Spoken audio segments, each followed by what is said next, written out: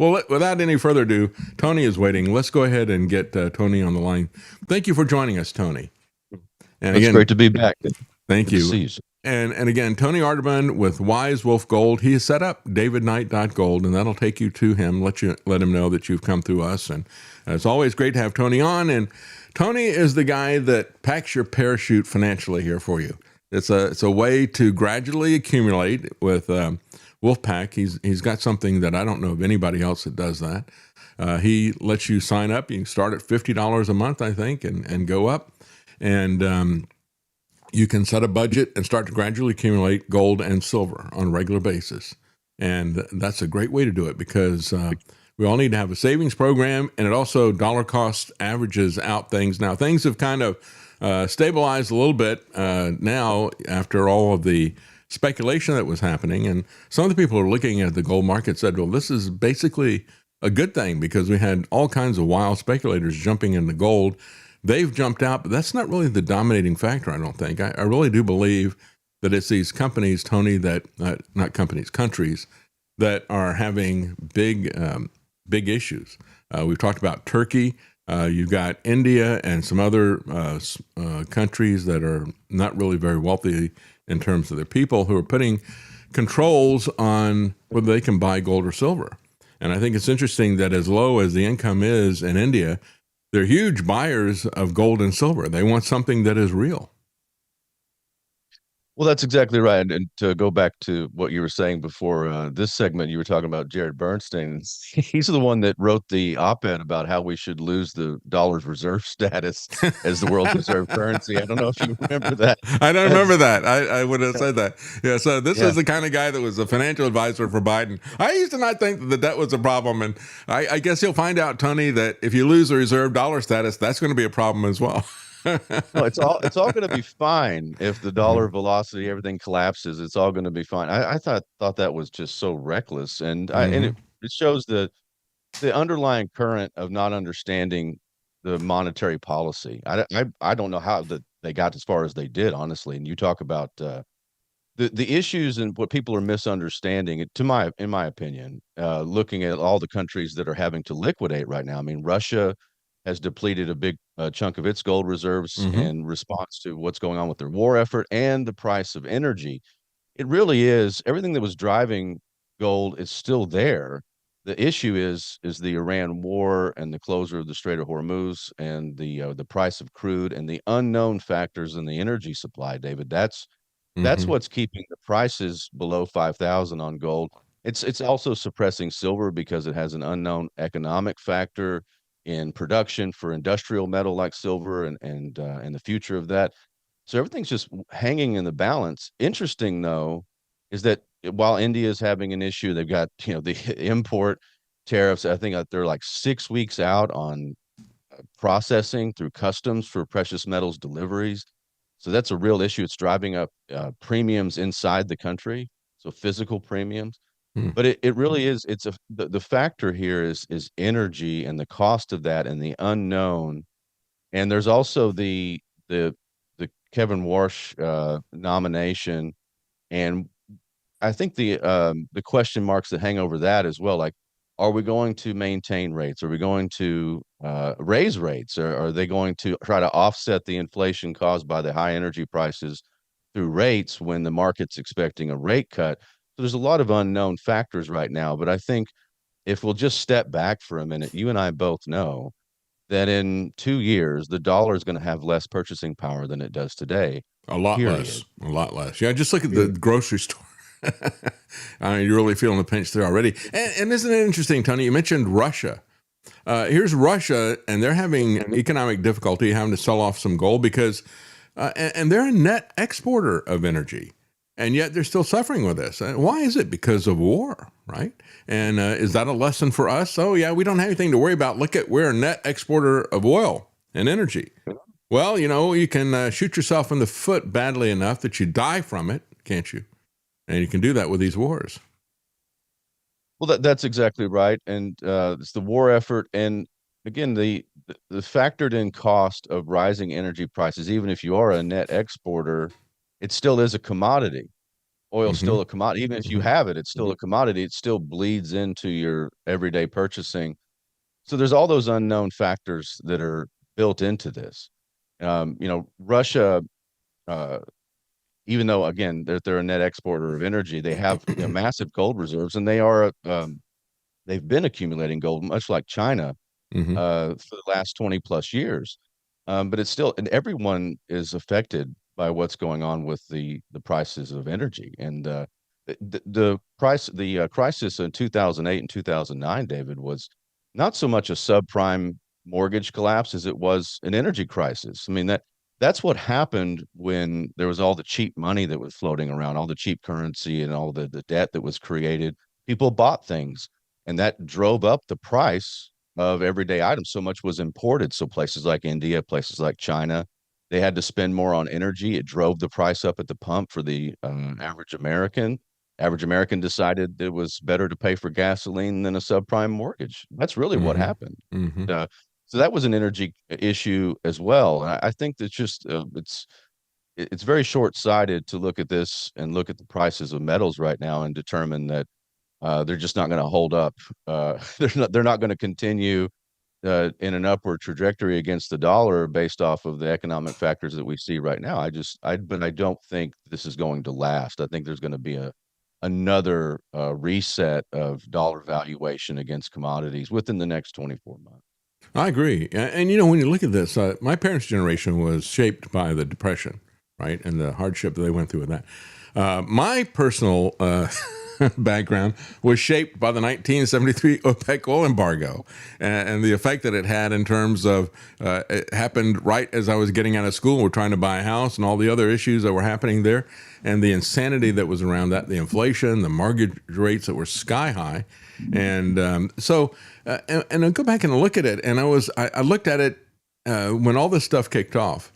And I thought, well, what happened the last time we did that? And I was surprised to see that I didn't realize that the OPEC oil embargo was only against the United States and it was only a small percentage of our oil.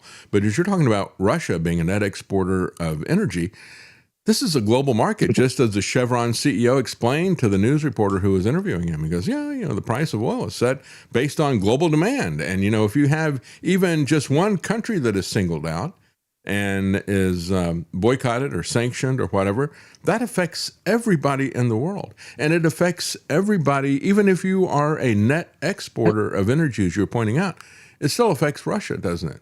And this is even worse because this isn't just a forced interruption. This is destruction, not interruption. This is destruction of oil production capacity. And it's going to have very long-lasting effects. I mean, one of the things that we're looking at, they're concerned, well, we can't let the Iranians have a toll at Hormuz. And if we do that, then there's going to be other countries that are going to do that as well. Well, there are some other countries that already do have a toll set up at natural straits, not just at canals that have been constructed. And but Trump even came out yesterday and just off the top of his head threatened to destroy Oman. And there was a Fox commentator who said just really taken back about that, even on Fox News. And he says, so here's a new one. We've never seen anybody threaten Oman because Oman is on the other side of Iran on the Strait of Hormuz. And they have cooperated in the past on some joint projects. And they're saying, yeah, the two of us will collect a toll that is there. And Trump says, well, we'll bomb you then, that type of thing. Pretty crazy, isn't it?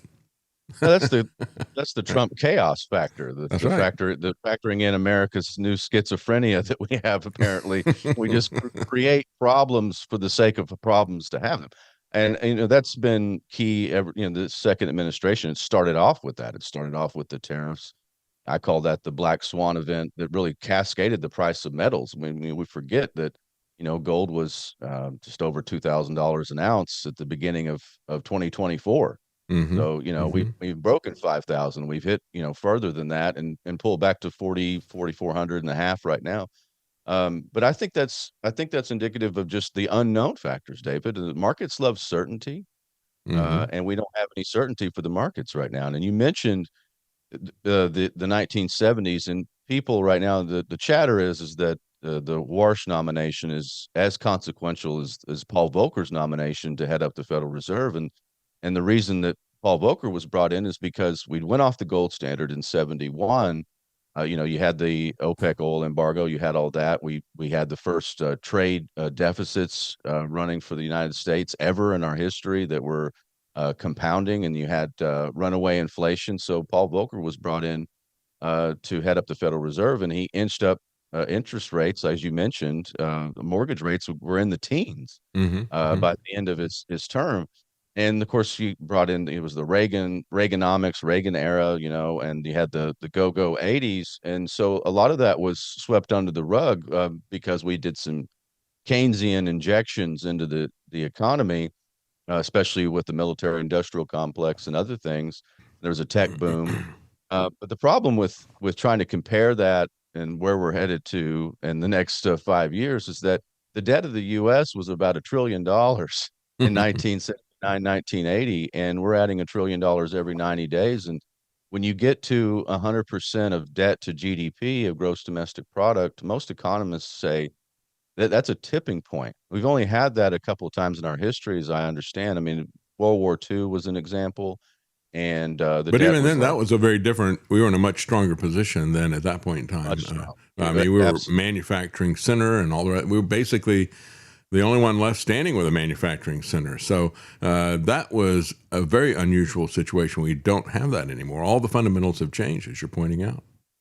Yeah, all the fundamentals changed, and so the debt to GDP is going to be the issue. That the fact that we're not the manufacturing marvel of mankind or the arsenal of democracy or anything like that anymore. We're a consumption nation. Even Paul Volcker said that. They asked him what the underlying weaknesses in the economy were, and he says we went from production to consumption. That Hmm. was under congressional testimony.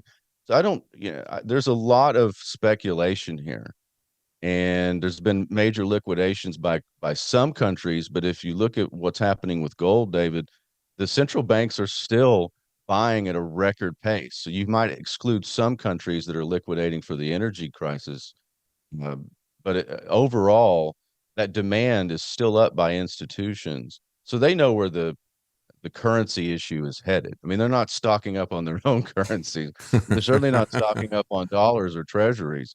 We got a real, I mean, the Japanese are in the same, they're reaching, another critical point where they have to, sell off treasuries and sell off assets to buoy the yen and keep it alive. Hmm. So Hmm. that's happening. Currencies all over the planet are going through this. So I think we're in honestly a bargain phase right now for precious metals. Long term still looks great against the dollar, again, which is a free floating fiat currency backed by nothing. I'm going to bet on hard assets That's over the right. long time, despite the ups and downs of the everyday market. That's right. Hard assets and hard trends, because these trends have absolutely not changed. It's the stock market, and just like the spot gold price, these people are blown around by every statement from the president or every statement from the Federal Reserve. If a Federal Reserve chief comes out and says, "Well, I think we've got irrational exuberance," everybody freaks out irrationally. And so that's they hang on these different words and they overreact to all of this stuff, and yet the trends are very slow moving and not that hard to discern, actually. And that's really what you got to look at, is the long term trend that is there, and not the day to day fluctuations that are there, which is based on hype and fear. It's hype, and then not understanding, I think, the true consequences of where we've found ourselves in the world standing today, Mm-hmm. geopolitically and economically, not truly grasping that. Mm-hmm. It's just interesting, David, that the chatter that I find through my research, and I didn't see this initially, but I'm starting to see it now, which is the nomination of Warsh is a shot across the bow to precious metals. There's that sentiment is going around by analysts saying that this was a takedown. It's a hit job to precious metals through the nomination of Warsh for the Federal Reserve to take back command of the dollar standing, because every time gold rises, the dollar loses standing.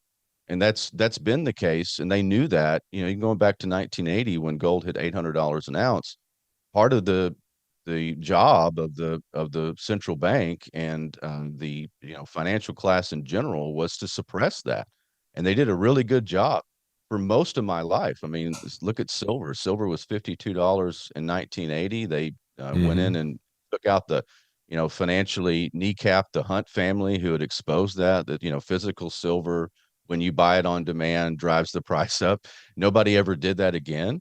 And now I think a lot of things got away from them just because of the de-dollarization that's gone on around the world. We have less ability to bully people and weaponize the dollar at this point. Yeah. So Yeah. the speculation that Warsh is going to, bring down the prices of precious metals and restabilize the dollar, I think is laughable.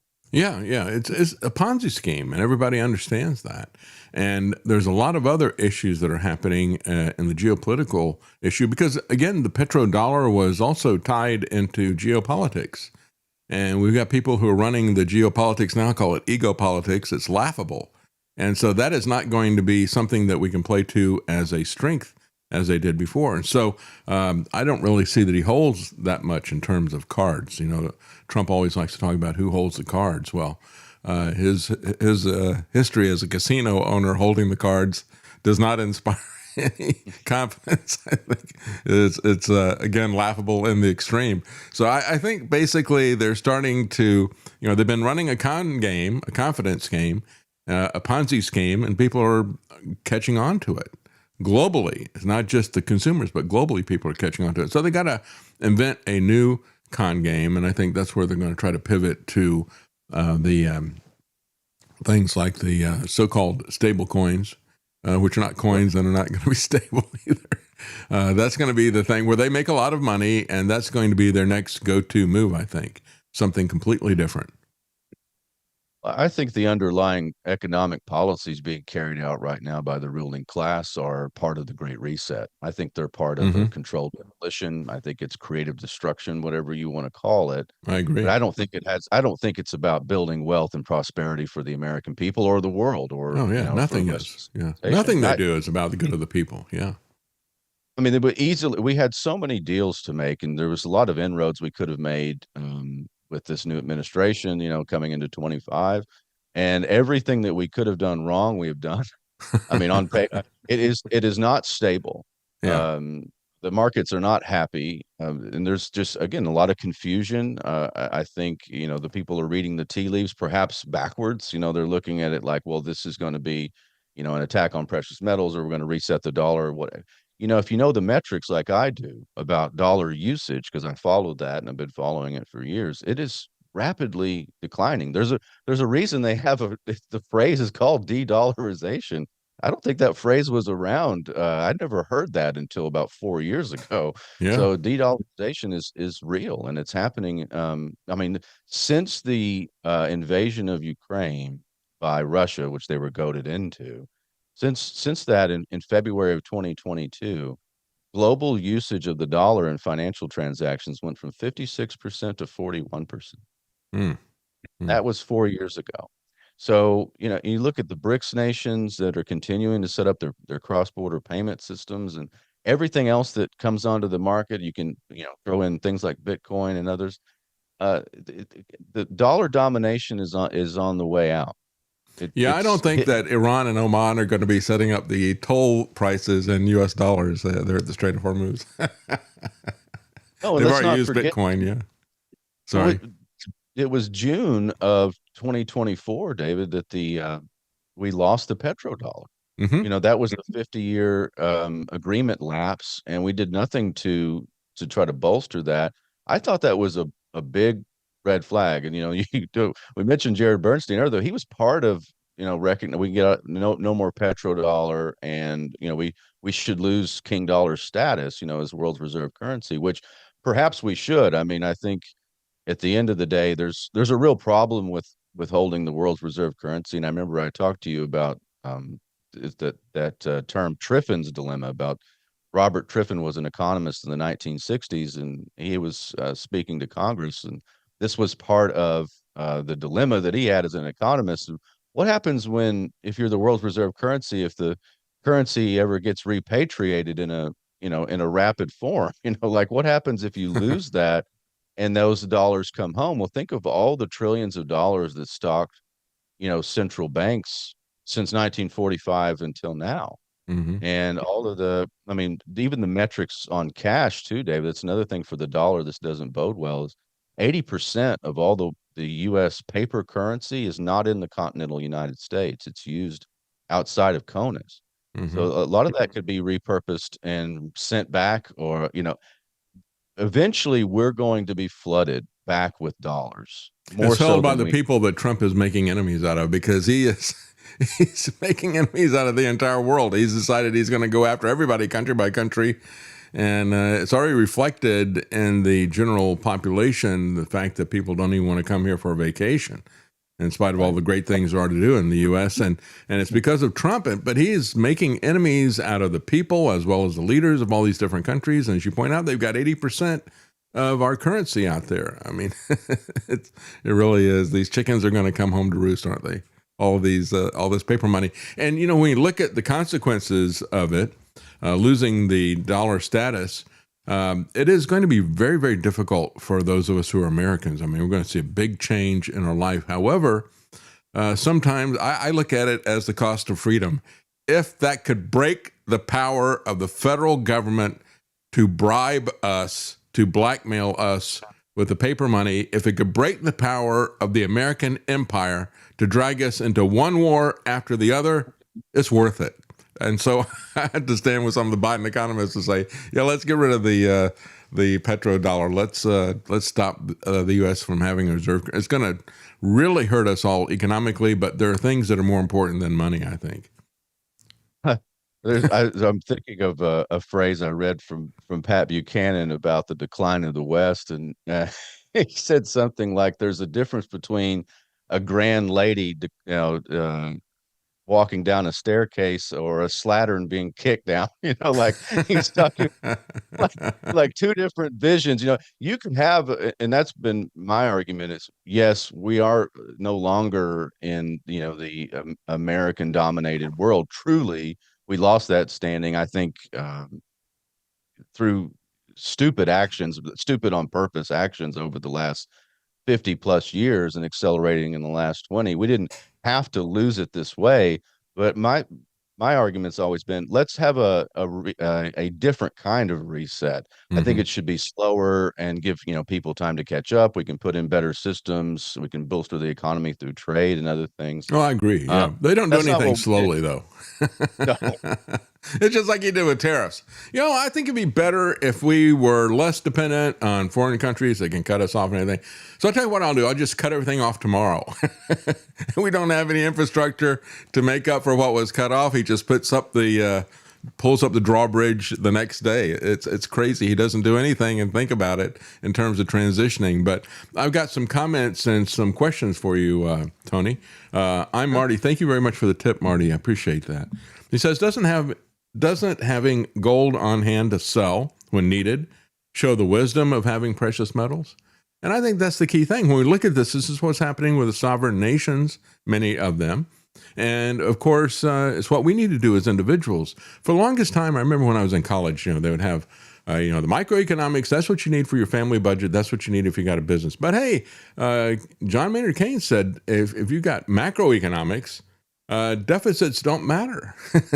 That's what got us to this point. No, if it's economic reality applies to both nations and to individuals. So when we talk about what the nation is doing, what are we as individuals doing? Are we setting aside things for a rainy day? That's the key thing, I think. You got to invoke Keynes, and you got to get some of that barbarous relic to store against this. I think Luciferian bankster notes, I call them, that the U.S. dollar now, what it's become. It's not a dollar as good as gold. It's not what was intended by our founding fathers or That's people right. that understood, how you could have tyranny from the central bank. We didn't. Hmm.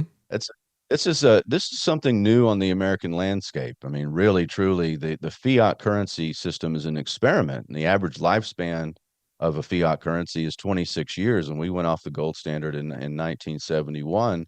We were able to carry this a lot farther, David, because we had the world reserve currency status, and people all over the globe and countries and institutions use the dollar, and that's what stabilized it. But we Hmm. abused that privilege. That's right. We abused it and weaponized it and bullied people, and then you throw in this chaos that you have with the Trump administration, with the threat of tariffs and then no tariffs, and then there's going to be 100% tariffs if you don't use the dollar. It's just continued de-dollarization even faster, which is my argument is that this is on purpose. I don't Hmm. I I don't see agree. anything. We're not in good standing. As you've We're said not. so many times, I don't know who it was that you're quoting, but if they were making mistakes, at least every once in a while they would make the right decision. When they do everything That's wrong, what James. Yeah, that's what James Forrestal told Joe McCarthy. James Forrestal was pushed out of a window at Bethesda Naval Hospital. He's the first Mhm. Secretary of Defense, Mm. under Truman. So he knew some things. I Yeah. spoke on that a couple of months ago at a Rotary Club meeting in Denison, Texas. Some of the I don't they were following me, but it was pretty eyes wide open on that one. But we talked about. I mentioned that who Joe McCarthy was and all the rest. But that's exactly right. I mean, you have to just to look at this from a different perspective. I mean, kind of get away from the daily trading and other things. And it can be the volatility, I think, is the giveaway. The volatility in an asset, David, shows its strength and where it could go. Kind of like Bitcoin over time. Bitcoin's been at 125,000. It's Hmm. down into like mid 70s right now. Gut instinct on that tells me I'm going to see $100,000 Bitcoin again, just given the world system and the way that the economics work. And look at some places like Iran using Bitcoin for non-confiscatable tolls on the Hmm. Strait of Hormuz. That's just one example.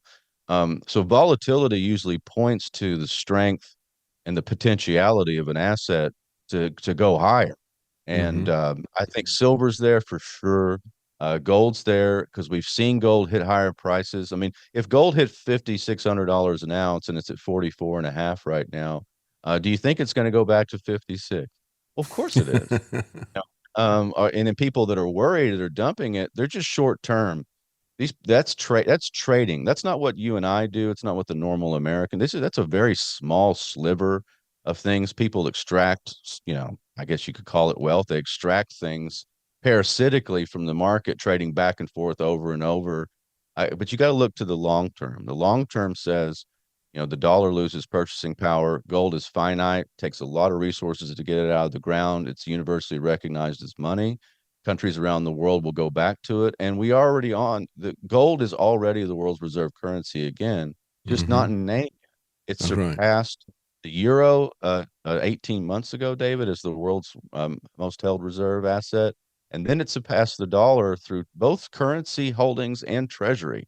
Now, I didn't see that coming. I knew that we surpassed treasury holdings in gold, but what happened was the central banks that have been buying for so long now, the last, especially since Russia invaded Ukraine, um, their holdings went up. And so the amount of wealth held in the gold surpassed the dollar. So we're in a transitionary phase where gold is going to supplant the dollar. It's a question of when, not if. Hmm. Yeah, absolutely. And we do have, speaking of questions of when and how if, we do have some other questions and comments here. Real Jason Barker, good to see you, Jason. Knights of the Storm. He says, can you ask Tony what a fair buy and sell price is for metals, like compared to spot? Well, as a dealer, I certainly try to get as close to spot as I can because I'd like to, to both serve the public, and be a fair player in the system. The problem is that when you have so much volatility like we saw in silver, um, it's harder and harder to get closer to spot when there's that much the swings because you can wipe out, these big wholesalers and places and clearinghouses. They will buy for less, which puts downward pressure on dealers like me. Hmm. So, for instance, right now, like on gold, if you're bringing me gold bullion, I'm around 95% of spot. I used to be a little bit higher, but premiums have gone down on gold. So if you're liquidating gold with me, I'm about 95% of the spot price. Silver between 92 and 95%, depending on quantity. Hmm. Um, it's harder and harder to get to spot, which is funny because in 2021, 2022, I bought gold at spot, David. Yeah. And the reason I Well, is I would buy gold, I'd buy most gold at spot because there would always be somebody walking in to buy some gold from me if I bought gold bullion. That doesn't happen as often as it used to. So I end up having to liquidate a lot of my stuff to wholesalers because of the price. You know, people, it's a lot easier to buy a $1,600 ounce of gold than it is to buy a $5,000 ounce of gold. You know, and hmm. Hmm. I think that's slowed down a bit of the buying prices, but the smaller items, those clear out a lot faster. I would look, in the long run, I think we'll be closer to spot as dealers when there is some sort of equilibrium. But right now we don't have it because of the chaos. I mean, the chaos drives the prices back and forth violently. If you have a $100 swing in gold, you got a real problem, Hmm. especially if you're buying a lot. So I think that's the short answer of that is anything below 90% generally is kind of pawn shop rates. You want to stay away from stuff like that. There's always a dealer that will pay over 90% on good institutional bullion. And while we're on that topic, there, and you're talking about how it's easier to buy gold when it's $1,600 an ounce versus when it's $5,000 an ounce. Do you expect that when things start to come back and we start seeing price movement going up, because everybody, as you point out, we were at $5,600 an ounce, and now you look at pretty much most of these large banks and financial institutions, their commodity analysts are saying, yeah, 5,500 by the end of the year. That's not a real speculation that is out there. Recovering by the end of the year. And so, when things start to recover, or even at the point where it is right now, do you think we're going to see a big increase in instruments that are going to be smaller than an ounce of gold? In other words, like some of these gold backs that you got and things like that. Is that really going to take off? I think so. I think the higher that gold climbs, the more emphasis will be put on fractional gold as opposed to the old ounces, which is that's what a $20 gold piece used to be. A $20 gold piece in the United States, which was $20 until 1933, is 0.9675 ounces. But the problem is gold has gone up so much against a declining dollar that fractional gold becomes a lot more useful. I mean, if you have a 10th ounce piece right now, it's about $500 in value. You got a tenth of an ounce, so you get those tenth of an ounce sovereign coins. Those are great to have. Even the grams, and if you buy gold grams from me, I Mm-hmm. pass on a decent amount of savings because we buy them in bulk on the sheets, and then I have my team break them apart. So all the combination bars through Valcambi, we actually create our own gold gram bars. So I think if you're stacking right now and you're looking at the price and maybe you bought in at 5,000 plus, that's okay. So did I. It's same thing on all these commodities. I mean, I have silver in my safe right now that I was buying at over $100 an ounce, and Mm-hmm. I've still got it, and it doesn't bother me at all because I understand on a long enough timeline, all of this stuff gets reset and finds its natural kind of like water finds a level. Mm-hmm.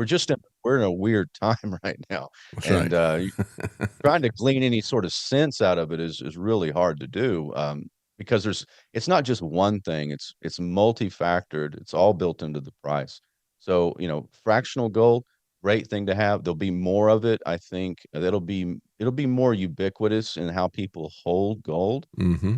And that's one of the things I try to offer with Wolfpack is it is fractional. I mean, our highest Wolfpack package is 5,000 for an automatic. I don't know if we have any 5,000 automatics. I know I got some 2 and 3,000 autos. And those are the Zen Wolves. But if you just get a little bit of fractional gold, as long as you're stacking and not overpaying premium, I see a lot of that happening in our industry. It's embarrassing. A Mm-hmm. lot of people. Mm-hmm. Tucker Carlson ran a great expose on that, Yeah. showing a lot of these people get ripped off on IRAs and stuff. I don't do any of that. I mean, it's market driven. I look at, I'm probably one of the only dealers out there that'll show you the competitors' pricing. Mm-hmm. I want you to see a full spectrum of what we're trying to do. And yeah, we do have to make some money to keep the lights on, but it's not a grifting operation like a lot of these other things are. And I understand because I'm in the boat with everybody else. I mean, Mm-hmm. uh, you know, I remember that personally, Tucker Carlson thing. I covered that, and it truly was amazing. The games that they were playing with people in some of these really big gold houses that were there. So again, caveat emptor, buyer always beware. That is a really key issue. I've got some well, if other. you Yeah, go ahead. go ahead. Sorry.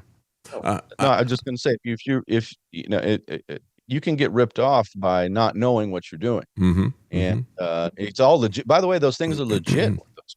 They're just selling collectible blue sky value mm-hmm. over fully over the price of spot. You want to get as close to the price of spot as you possibly can. That's right. That was a technique that they did.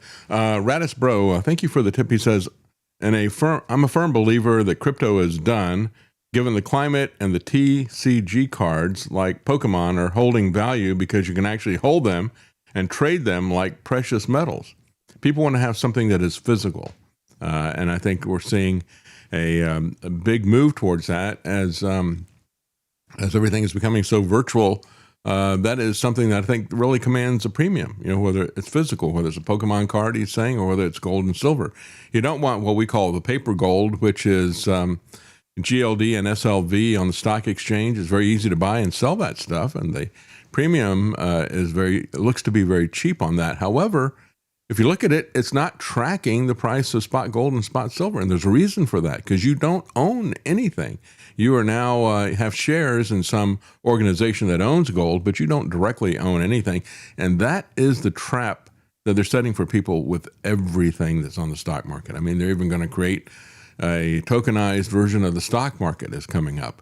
It's just amazing how whenever they start creating these different multi-layers to get you further and further away from the actual thing, that should be a warning sign to you that your spider sense ought to start tingling.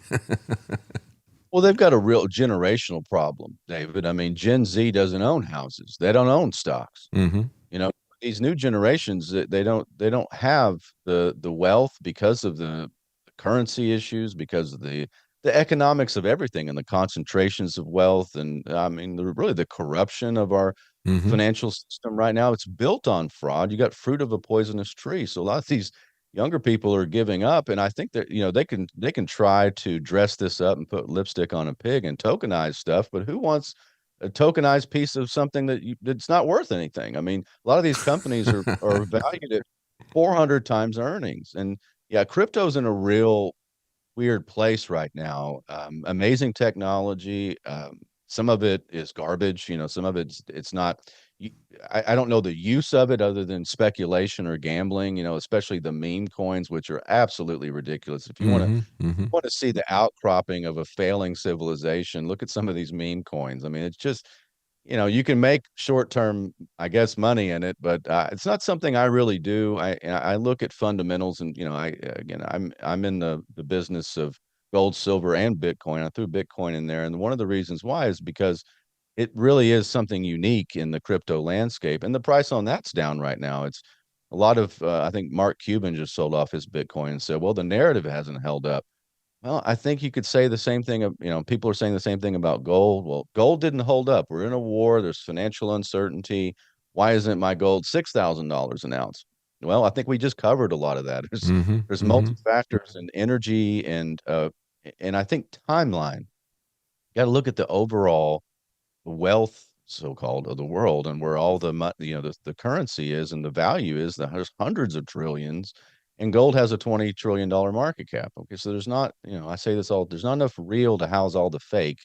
You have Mm-hmm. to see where this is going to be, and start looking at 2 and 3 and 5 years out, not 2 months. I promise you, by the end of the year, we're going to have you and I will be talking. God willing, we're both here at the end of the year. I think we're going to have a much different conversation on the prices of precious metals and speculating on where we're headed next. It's going to be a different conversation because it's a rapid change. Well, they brought in this guy whose family fortune is with Estee Lauder. They got to put makeup on this pig, and so he's obviously the guy to do that. Hatch Car 61 question for Tony: does he think the new for delivery silver contract in Singapore will have an impact on COMEX and the LBMA, the London, what is that? Something metal exchange, LBMA? Yeah, bullion exchange. Bullion, yeah. Yes, I think that it will, and I honestly think the other outlier there. You look at J.P. Morgan, I believe, moved their metal. They're moving their metals headquarters over to the Shanghai Gold Exchange. There, or at least a big portion of it. The energy, look where the energy is flowing. And it's flowing towards places like China. Hong Kong is setting up the physical depository storage facilities. Physical. Notice that word.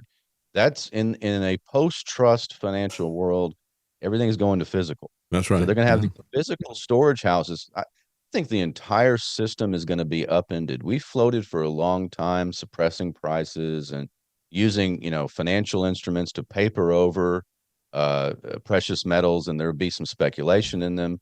But I think at the end of the day, because gold is supplanting the dollar, I mean, all bets are off. I mean, there's going to be new storage facilities. There's going to be new ways of processing physical gold and silver. It's not just gold anymore. Silver is becoming a monetary metal for countries under the Mm-hmm. radar. Mm-hmm. Russia did that 2 years ago. I thought that was one of the biggest stories of our time.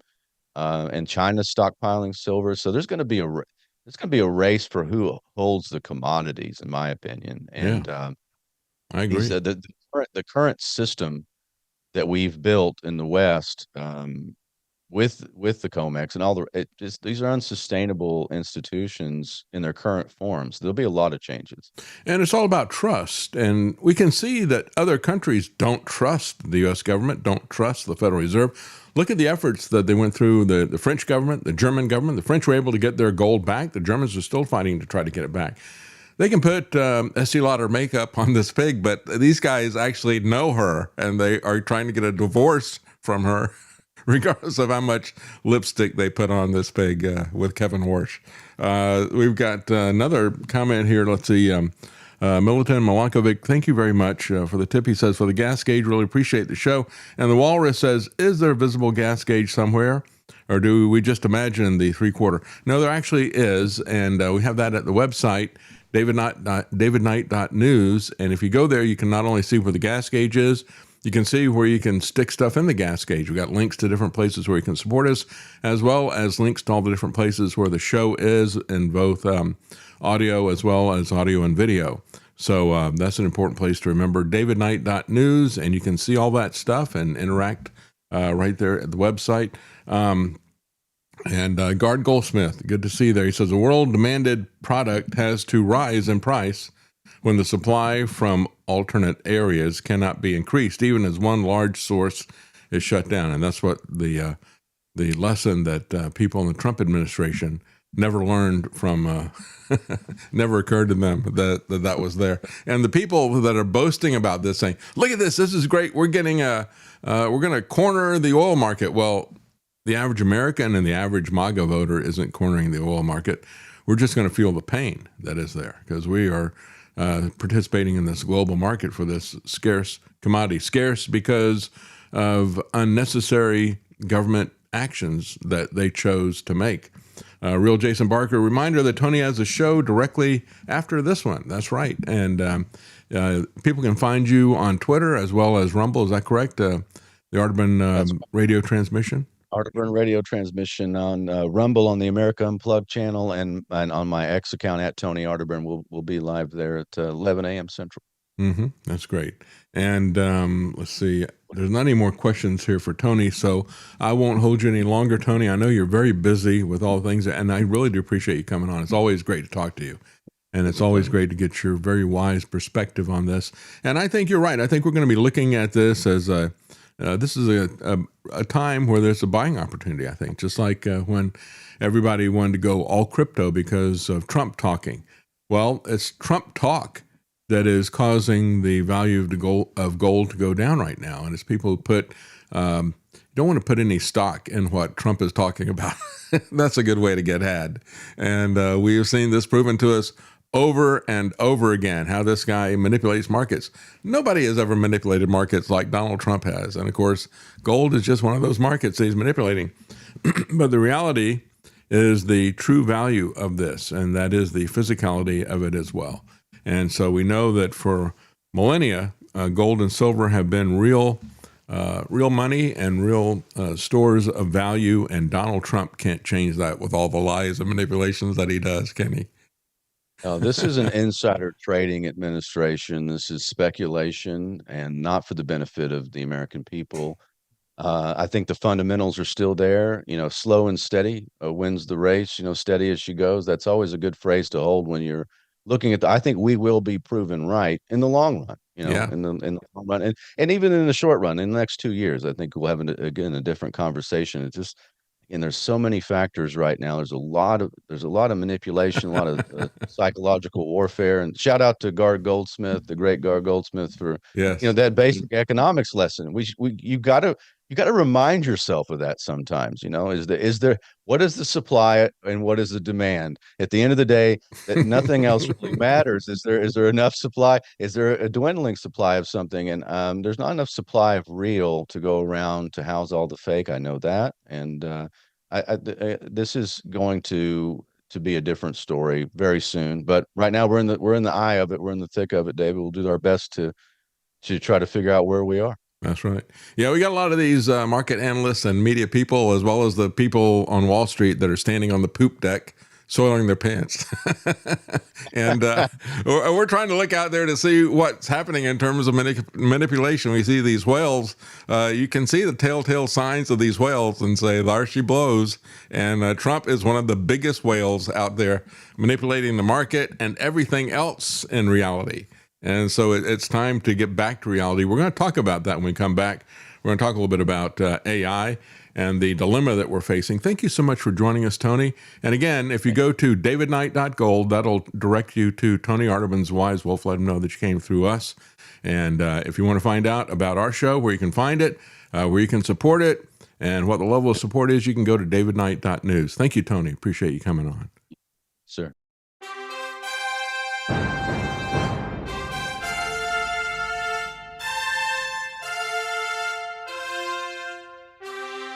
The common man. They created Common Core to dumb down our children. They created Common Pass to track and control us. Their Commons Project to make sure the commoners own nothing. And the communist future. They see the common man as simple, unsophisticated, ordinary. But each of us has worth and dignity created in the image of God. That is what we have in common. That is what they want to take away. Their most powerful weapons are isolation, deception, intimidation. They desire to know everything about us while they hide everything from us. It's time to turn that around and expose what they want to hide. Please share the information and links you'll find at thedavidknightshow.com. Thank you for listening. Thank you for sharing.